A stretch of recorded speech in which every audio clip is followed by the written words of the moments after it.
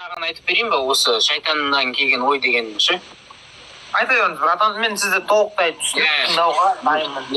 Мынандай, дінде адамның ойлары өзінікі емес дегенге адамды үйрету керек. Неге? Себебі ол бір күні ойланып қалған сәтте, оны өз ойлары діннен алып шығып кетпес үшін адамға сенің ойың сенікі емес дегенді түсіндіріп, соны санасына құйып қою керек. Мысалы, сен бір күні діннің бір кемістік жағын көріп қалдың. Өзің ойланып жүрдің, мысалы, жан-жақты ойланып жүрдің де діннің бір кем жерін көріп қалдың. Сол сәтте сені имамдар қалай ұстайды? Имамдар бүйтіп саған: бұл шайтаннан келген ой.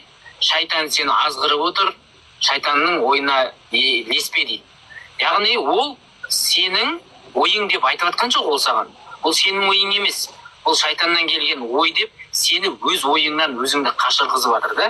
Осылайша олар сені шығып кетуден ұстап қалады.